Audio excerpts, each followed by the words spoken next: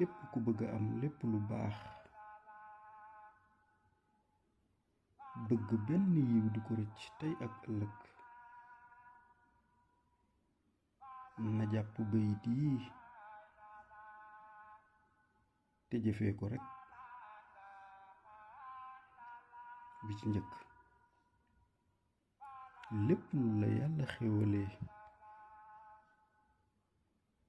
na nga ko sante.